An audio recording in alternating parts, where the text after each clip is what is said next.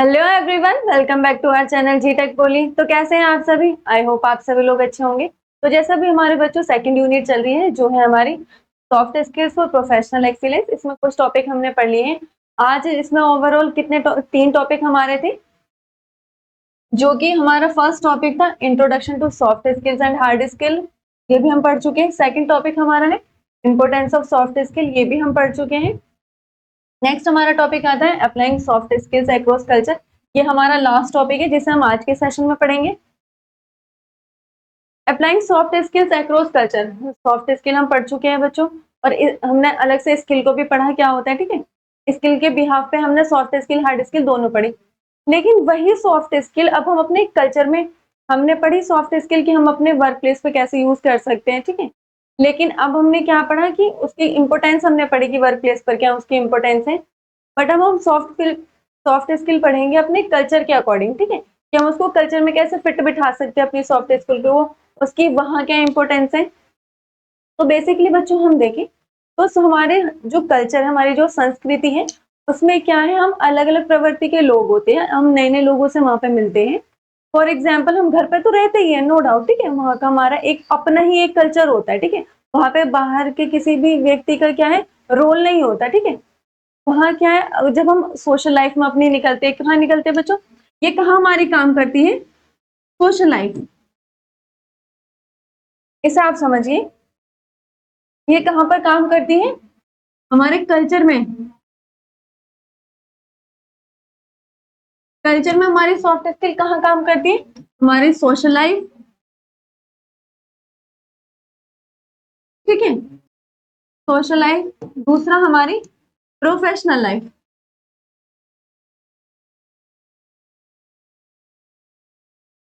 हमारी professional life में कैसे काम करती है, तो सोशल लाइफ में क्या है, वहां पे हम अपने चार छह लोगों में वहां पर बैठते हैं, उठते हैं, ठीक है। तो वहां पर जो उन लोगों के साथ में हमारा जो एक इंटरेक्शन होता है, वहां पे अलग अलग प्रवृत्ति का वहां पे व्यक्ति होता है, अलग अलग बैकग्राउंड से वहां पर व्यक्ति होता है, ठीक है। तो कहाँ से होता है, इन दोनों में क्या कॉमन है कि यहाँ पे क्या है, डिफरेंट बैकग्राउंड से व्यक्ति होता है, ठीक है।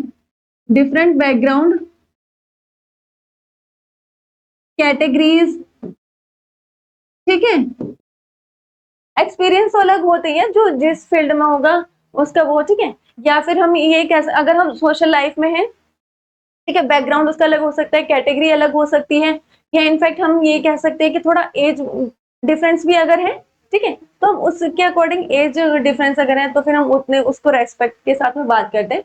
बट उसमें होता क्या है कि जब हम चार छह लोगों के बीच में अगर रह रहे हैं, तो हमें सभी के उनके रेस्पेक्ट में बातें करनी होती है। ऐसी बातें हमें करनी हो कि सामने वाला व्यक्ति उसको अच्छे से समझ सके और हम भी अच्छे से समझा सके, ठीक है। या फिर मतलब हम कुछ और बात करें, सामने वाला उसको नहीं समझ पा रहा, वो हमारे कल्चर के साथ में मैच नहीं कर पा रहा, तो हमारी सॉफ्ट स्किल क्या है कल्चर के अकॉर्डिंग, कि जब हम सामने वाले व्यक्ति के अकॉर्डिंग सॉफ्ट स्किल को हम सिंपल वे में बच्चों अगर समझे, तो ये क्या है, ये फ्लेक्सिबिलिटी है एक तरह की। फ्लेक्सिबिलिटी कैसे, कि जब हम एक एनवायरनमेंट के अकॉर्डिंग अपने आप को ढाल लेते हैं, ठीक है, हम अपने आप को उतना लचीला अगर बना लेते हैं, फ्लेक्सिबल बना ले कि जो भी हमारा एनवायरनमेंट हो उसके अकॉर्डिंग हम ढाल ले, तो वही हमारे क्या है, अपने कल्चर में हमारी सॉफ्ट स्किल फिट बैठ जाती है, ठीक है।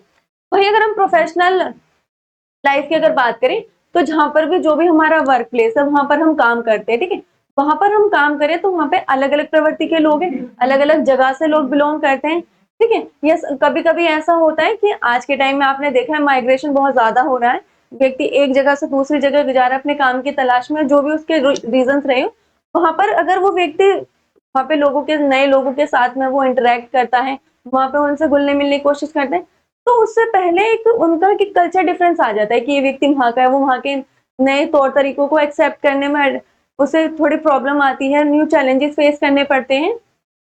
तो हमारे सॉफ्ट स्किल क्या है, ये इसी तरह की एक फ्लेक्सिबिलिटी है कि हम जो भी हमारा कल्चर है, जो भी हमारा एनवायरनमेंट है, वो उसके अकॉर्डिंग वहां पे उनको हम ढाल सके, ठीक है, उसी तरह से हम अपने कल्चर में वहां पे फिट बैठ सकते हैं। हमें उसी तरीके से अपने आप को रखना है जैसा हमारा कल्चर है, जैसा हमारा एनवायरनमेंट है उसके अकॉर्डिंग, ठीक है। अब हम इसे डेफिनेशन के थ्रू समझते हैं,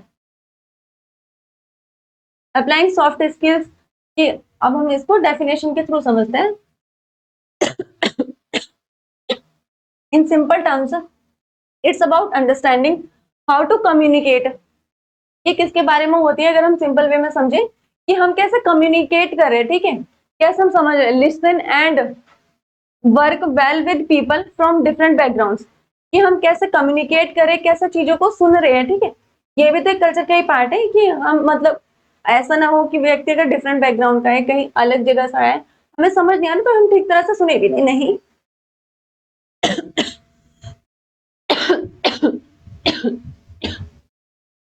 इनफैक्ट हम उसकी बातों को सुन सकते हैं ताकि वो थोड़ा कंफर्टेबल फील हो, ठीक है, with people from different background, जो अलग बैकग्राउंड से हैं, बाय बीइंग फ्लेक्सिबल, कैसे बनके, फ्लेक्सिबल बन करके, मतलब हम उसके अकॉर्डिंग अपने आप को ढाल ले, चीजों को समझने की कोशिश करें।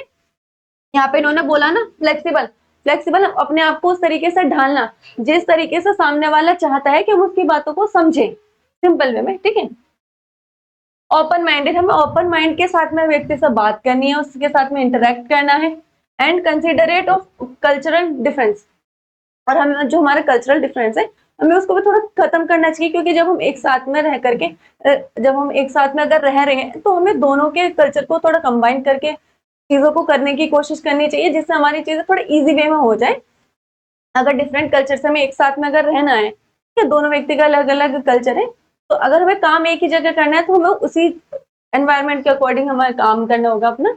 एग्जाम्पल, एक्टिव लिसनिंग, इसके क्या क्या एग्जाम्पल है जिससे हम अपने कल्चर में फिट बैठ सकते हैं। इसका सिंपल वे क्या है, अपने आप को उस तरीके से रखना, अगर हम अपने कल्चर में, अपनी संस्कृति में, लोगों के साथ में, हमें हमेशा लोगों के बीच रहना होता है, तो वहां पर हम व्यक्ति को कितने अच्छे से सुन रहे हैं ना, हम उतने ही अच्छे तरीके से फिर सामने वाले को अपने साथ में कंफर्टेबल फील करा सकते हैं। जब वो देखेगा कि हाँ ये मेरी बातों को ठीक से सुना, तो सामने वाला ना अपनी बातों को बताने में हमारे साथ में थोड़ा झिझक महसूस करेगा, क्योंकि ये तो हमारी बातों को सुन ही नहीं रहा है। तो हमें ये ऐसा नहीं कराना है, हमें उसकी बातों को अच्छे से सुनना है। फ्लेक्सिबिलिटी, हमें जैसे इन्वायरमेंट है, जैसे सामने वाला जो भी व्यक्ति है वो चाहता है कि हम उसकी बातों को ऑब्जर्व करें, समझें, तो हमें उसी तरीके से अपने आप को ढालना, उसको चीजों को समझने की कोशिश करनी है हमें। इम्पैथी, जब सामने वाला अपनी बातों को बताए, अपनी भावनाओं को, अपने किसी भी अनुभव को बताए, तो हमें उसे अच्छे से महसूस करना है। Building trust and so on, वहां पर क्या होता है, जब हम डिफरेंट बैकग्राउंड से, जब हम एक डिफरेंट कल्चर से जब हम निकल करके आते, एक नई जगह पर जब हमें चीजें फेस करने को मिलती है, तो हमें वहां पे क्या, जब हम वहां पे काम करने स्टार्ट करते, तो हम वहां पे एक, जब हम निरंतर वहां पर काम करते, तो वहां पे हमारा एक ट्रस्ट भी बिल्ड होता है, जहाँ पे हम देखते हैं कि चीजों को लेकर ट्रांसपेरेंसी है, ओपन माइंडनेस है, वहां पर फ्लेक्सिबिलिटी भी है। तो जब हम सारी ये क्वालिटीज एक जगह पर देखते हैं, तो वहां पर क्या है कि हमारा जो ट्रस्ट है वो और अच्छा बिल्ड होता है। अब जैसे आप यहाँ से समझिए, यहाँ पर क्या है, ये ओपन माइंड है, इसको हम क्या कह सकते हैं, इसको हम फ्लेक्सिबिलिटी कह सकते हैं। ये फ्लेक्सिबिलिटी है, मतलब यहाँ पे ये इसमें से थोड़े पार्ट में से जो भी अपने माइंड में यहाँ पे डालना चाहे वो डाल सकता है अपनी रिक्वायरमेंट के अकॉर्डिंग। तो यही फ्लेक्सिबिलिटी है कि जैसा आपका एनवायरमेंट है वैसा ही अपनी चीजों को ढाल लेना, ये हमारा क्या कहता है, सॉफ्ट स्किल्स अक्रॉस कल्चर कहलाया जाता है। नेक्स्ट आता है हमारा वर्क प्लेस कल्चर। हमारा वर्क प्लेस कल्चर कैसा होना चाहिए, ठीक है, हमने सोशल लाइफ वाला कल्चर देख लिया कि हमें व्यक्तियों के साथ में अच्छे से थोड़ा पेश आना है, ठीक है, क्योंकि हमें लोगों के बीच ही रहना है। अब हम वही सारी चीजें अपने वर्क प्लेस, हमने प्रोफेशनल लाइफ में हम है, लेकिन वहां पे जब हम काम कर रहे हैं, काम करते करते हमें कैसे वहां पे अपने कल्चर के अकॉर्डिंग कैसे एडजस्ट वहां पर करना है वो हम देख लेते हैं। तो बेसिकली बच्चों, जब भी हम किसी ऑर्गेनाइजेशन में, किसी कंपनी में हम वर्क कर रहे हैं, तो वो मेक श्योर करते हैं कि वो एक ऐसा एनवायरनमेंट क्रिएट करे, ऐसे वो पॉलिसी ऐसी रखते हैं कि वो एक अच्छे हार्मोनी प्रोवाइड करा सके अपने एम्प्लॉयज को, मतलब एक अच्छी संगति वो वहां पर बिल्ड करे, जिससे आगे वो जाकर के एम्प्लॉयज के बीच थोड़ा उस चीज को मेंटेन कर सके, जिससे एक वहां पे अच्छी एक संगति बनी रहे, जिससे अच्छे लोग वहां पर काम करे, अच्छे से वहां पर व्यक्ति काम करे। तो वो ध्यान रखते हैं कि हर एक की भलाई का वहां पर ध्यान रखते हैं सारी चीजों को लेकर के, बिकॉज डिफरेंट बैकग्राउंड के वहां पर लोग काम करते हैं, तो उसी के लिए हर एक इंडिविजुअल की वहां पर भलाई वहां पर देखी जाती है लोगों की, कि क्या चीज उनके लिए अच्छी है और क्या चीज अच्छे से होनी चाहिए। और वो ये भी देखते हैं कि वहां पर व्यक्ति अपनी कैपेबिलिटी के अकॉर्डिंग वहां पर वर्क करने आ रहा है, ठीक है, तो वो वहां पर जब व्यक्ति नया आ रहा है तो वहां पे उसके समक्ष और भी लोग उसको वहां पर दिखेंगे, जिसके साथ में उसे वहां पर इंटरेक्ट करना है, लोगों के साथ में अच्छे रिलेशन वहां पर उसे बिल्ड करने हैं। A healthy work culture ensures that employee actions and company policies are in harmony with the company's objectives। ठीक है, जो एक कंपनी है वो उसकी पॉलिसी को ध्यान में रखते हैं। मतलब उनकी कंपनी का क्या उद्देश्य होता है, उनकी कंपनी का उद्देश्य होता है कि उनकी जो कंपनी है वो अपनी कंपनी में अपने एम्प्लॉयज को क्या दे, एक अच्छी संगति वहां पे वो प्रोवाइड कराएं, while also prioritising individual wellbeing. और वो हर एक की भलाई को ना प्राथमिकता पर रखते हैं कि ठीक है, जब व्यक्ति अलग अलग बैकग्राउंड से होता है तो काफी बार चीजें ऐसी होती हैं, मतलब हर एक का अपना एक कल्चर होता है, तो काफी सारे चैलेंजेस फेस करने पड़ जाते हैं। बिकॉज ऐसा होना नहीं चाहिए, क्योंकि वहाँ पे एज ए एम्प्लॉय, कलीग्स या कोवर्कर भी आपके हो सकते हैं। जब साथ ही काम करना है तो व्यक्ति अलग अलग इंडिविजुअल चीजों को बिहाफ पे सारी वहाँ पे काम तो नहीं चलेगा, बिकॉज वहाँ पे एक ऑर्गेनाइजेशन के अकॉर्डिंग ही काम करना है, और काम करना है तो सबने साथ ही में काम करना है, वहाँ पे फिर उनका इंडिविजुअल कुछ नहीं चलेगा। तो वो उसी चीज को ध्यान में रखते हुए the culture of a work place significantly impacts how well a person adapts. जो वहाँ के जो उनका वर्क प्लेस है, उनका कल्चर ये देखता है, उनकी संस्कृति ये वहां पर देख रही है कि उनके जो काम है उनकी कंपनी का कितना अच्छा प्रभाव वहां पर पड़ रहा है। ठीक है, जो व्यक्ति जो वहां पे जो एम्प्लॉय आया है वो कैसे कितने अच्छे से वहां पर चीजों को अडेप्ट कर रहा है। वहां पे मतलब अडेप्ट करने इन द सेंस कि कभी भी अगर हमारी सिचुएशन कोई भी चेंज हो रही है, कैसे हम उसके अकॉर्डिंग चीजों को एक्सेप्ट कर पाते हैं, कि किस तरह से हम चीजों को अडेप्ट कर रहे हैं वहां पर। To forge professional new relationship with peers, वहां पे जब हमारे समक्ष और भी लोग होते हैं तो हमें उनके साथ में कैसे अपने रिलेशन बिल्ड करने, वो सारी चीजें वहां पर देखती है कंपनी, ध्यान में रखती है। फैक्टर्स लाइक योर आउटलुक, हमारा दृष्टिकोण भी वहां पर मैटर करता है। अपॉर्चुनिटीज फॉर एडवांसमेंट, वहां पर क्या है, हमारे उन्नति के अवसर वो देखे जाते हैं कि हाँ हम और कैसे प्रोग्रेस कर सकते हैं, ये भी हमारा देखा जाता है। Are influenced by your work place culture, ये सारी चीजें किससे इन्फ्लुएंस होती है, हमारे वर्क प्लेस कल्चर से। अगर वहां पे उनका कल्चर ऐसा है कि एक व्यक्ति, ये क्या है, ये इनका वर्क प्लेस कल्चर है, ये चाहे कहीं से भी हो या ये चाहे कहीं से भी हो, इनका बैकग्राउंड कुछ भी रहा, इनकी एजुकेशन के अकॉर्डिंग वहां पर इनको काम मिला, ठीक है, लेकिन ये किसी भी बैकग्राउंड से, चाहे अलग प्लेस से हो, कैटेगरी इनकी कुछ भी हो, डिफरेंट हो, ठीक है, बट यहाँ पर क्या है, ये एक ऑर्गेनाइजेशन में काम करे, किस में काम करे, ये एक ऑर्गेनाइजेशन में यहाँ पर वर्क कर रहे हैं, ये एक ऑर्गेनाइजेशन में वर्क कर रहे हैं यहाँ पर, ठीक है। तो ये कंपनी ने क्या है, एक यहाँ पर क्या है, एक इफेक्टिव हार्मोनी यहाँ पे क्रिएट की है कि जिससे सभी एम्प्लॉय साथ में काम कर सकें, ठीक है। तो नेक्स्ट टॉपिक आता है बच्चों आपका applications of soft skills in cross culture. Individuals in various jobs sectors and career stages could gain from soft skills. हम जब किसमें वेरियस जॉब्स में जब हम लोग जाते हैं, अलग अलग सेक्टर्स में हम लोग जब जॉब करने के लिए जाते हैं, अलग अलग क्षेत्रों में जाते हैं, मतलब वेरियस जॉब्स, हम अलग अलग जॉब्स में जाते हैं, अलग अलग सेक्टर्स में भी इनफैक्ट हम जाते हैं, क्षेत्रों में जाते हैं। कैरियर स्टेजेस, ठीक है, हमारे करियर की जो है बहुत सारी स्टेजेस होती हैं, तो उस सब में क्या है कि हम अपने सॉफ्ट स्किल का ही प्रदर्शन करते हैं, ठीक। Next, this skills can enhance employ interactions with peers.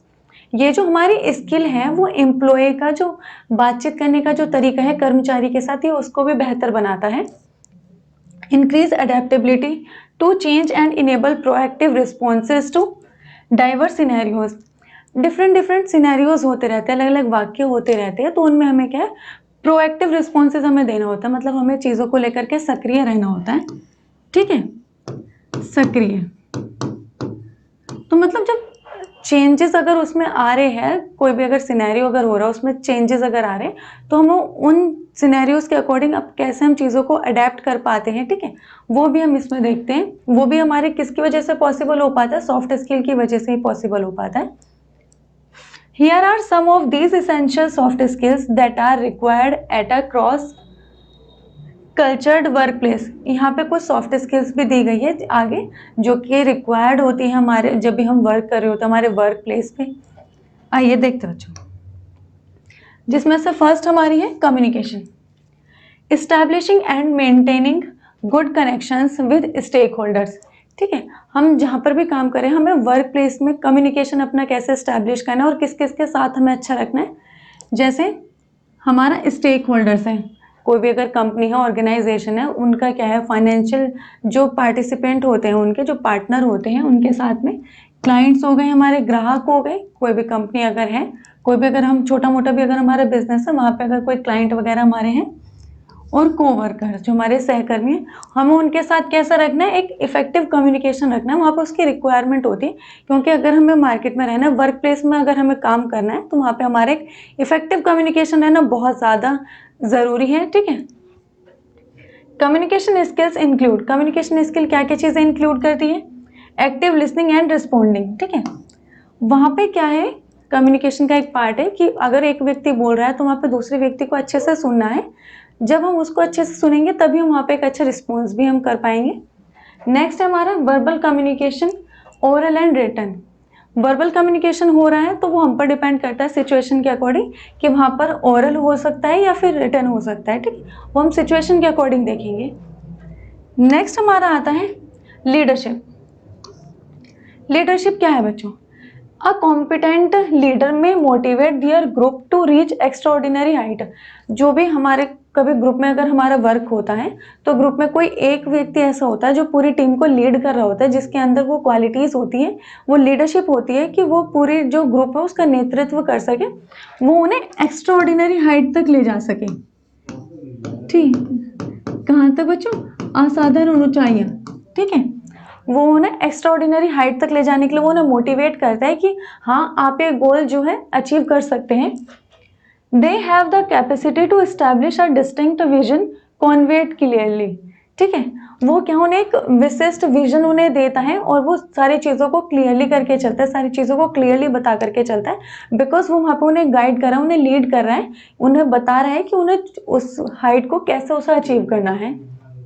Next, some examples of leadership skills, कि एक व्यक्ति के अंदर क्या क्या क्वालिटीज़ होनी चाहिए लीडरशिप की।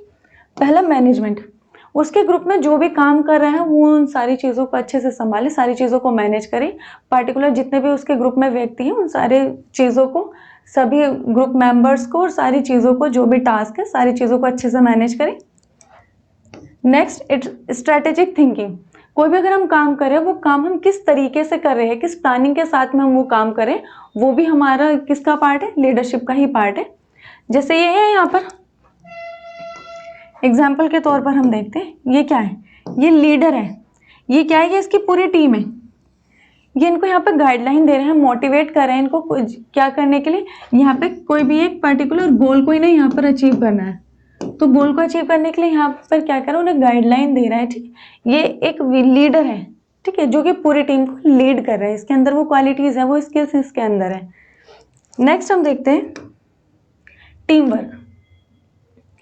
टीम वर्क क्या है हमारा, जब पूरी टीम मिल करके किसी एक कॉमन जो हमारा ऑब्जेक्टिव है, जो उद्देश्य है, जब पूरी टीम मिल करके उसे एक चीज़ को जब पाते हैं, अचीव करते हैं। Working with others to achieve a common objective is a necessary component of team work. जब पूरी टीम मिल करके एक किसको, कॉमन ऑब्जेक्टिव को, ठीक है, जब एक ही उद्देश्य को पाने के लिए जब पूरी टीम काम करती है, वही हमारा क्या है, टीम वर्क कहलाया जाता है। Working in a group necessities cooperation, जब भी हम एक ग्रुप में काम कर रहे हैं उसके लिए क्या क्या चीज़ें महत्वपूर्ण है, जैसे कोऑपरेशन, जब पूरी टीम एक साथ में काम करे, वो एक दूसरे को कोऑपरेट करे, चीज़ों को समझे, अच्छे से सपोर्ट करके काम करें। कम्युनिकेशन उनके बीच अच्छा होना चाहिए, अच्छे से बातचीत उनके बीच होनी चाहिए कि कोई भी अगर कुछ बोल रहा है तो वो अच्छे से समझ सके चीज़ों को। Next, and a common commitment. Common commitment क्या है, कि सभी का एक ही कमिटमेंट होना चाहिए कि हाँ, मतलब जो भी उन्हें टास्क मिला है वो सभी लोग उस टास्क को कंप्लीट कर सकें। अब जैसे यहाँ पर क्या है, ये यहाँ पर टीम वर्क कर रहे हैं, ठीक है, ये किसी भी एक टॉपिक के बारे में क्या है, ये डिस्कस कर रहे हैं जो कि ना अचीव करना है। तो टीम वर्क में क्या है, जब भी हम किसी एक गोल को पूरी टीम मिल करके अचीव करती है, वही हमारा क्या है, टीम वर्क है। Here are some important team work skill. Team work में क्या क्या स्किल्स होनी चाहिए जब हम काम करते हैं। पहला हमारा अकाउंटेबिलिटी। अकाउंटेबिलिटी क्या होती है बच्चों, हमारी जवाबदेही, ठीक है। जवाबदेही, कोई भी अगर हमारा काम हो रहा है ना, वो सारी चीज़ें हमारी टिप्स पर होनी चाहिए, या जो भी हम काम कर रहे हैं हम उन्हें टीम पूरी वर्क कर रही है तो एक दूसरे को वो जवाब भी दे सके, जो भी वो सारी चीज़ें कर रही है, सारी चीज़ों का हिसाब होना चाहिए वहाँ पर। नेक्स्ट हमारा ओपन इंटरेक्शन, मतलब क्या है, वहाँ पे खुली बातचीत उन लोगों के बीच में होनी चाहिए। मतलब ऐसा ना हो कि किसी का स्ट्रिक्ट नेचर है तो वहाँ पे क्या है, कोई बात बता ना सके अपनी, जो भी हो। अगर टीम में हम लोग काम करें तो हमें ओपनली हम कोई भी चीज़ें इजीली कह सके, इतना ओपन इंटरेक्शन उसमें होना चाहिए, खुली बातचीत। नेक्स्ट टॉपिक आता है बच्चों आपका creativity. Being creative means having the capacity to challenge preconception and think beyond the box.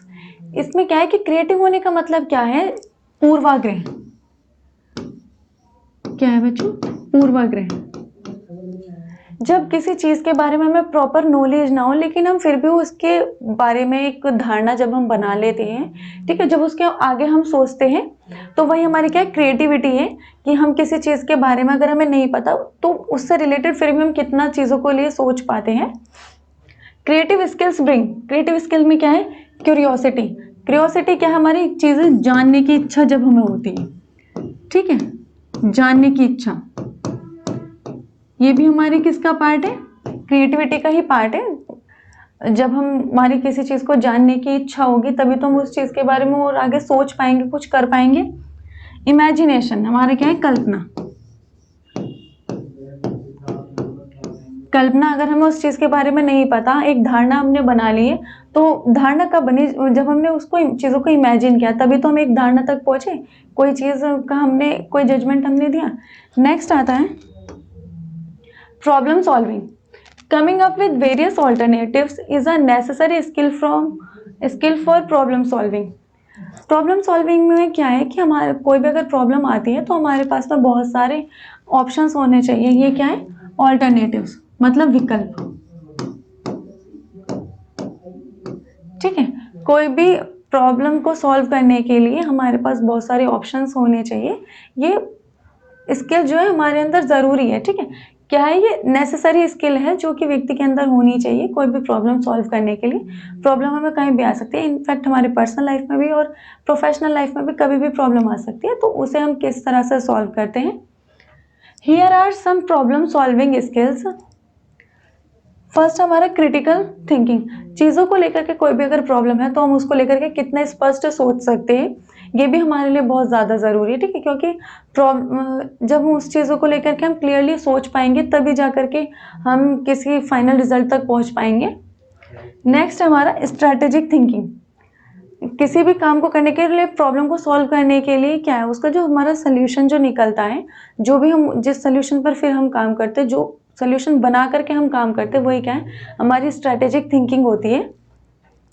अब जैसे यहाँ पर क्या है, ये जो वायर है ये क्या है, पूरा मेसी सा है, ठीक है। इसका क्या है, ये बहुत ज़्यादा मेसी है, ये किसी यूज़ का नहीं है, बहुत ज़्यादा ये उलझ गया है। अब इन्होंने क्या किया है, इसको एक सर्कुलर वायर में इसको कन्वर्ट कर दिया, ठीक है। इससे भी इजीली कुछ भी, अगर वो कुछ भी बनाना चाहे, कोई भी शेप देना चाहे तो इससे इजीली दी जा सकती है। बट यहाँ पर क्या है, ये बहुत ज़्यादा मैसी सा है। तो ये कब हो पाया, जब उन्होंने एक स्पष्ट सोच रखी कि हाँ हमें इससे एक ये चीज़ें बनानी है, ठीक है।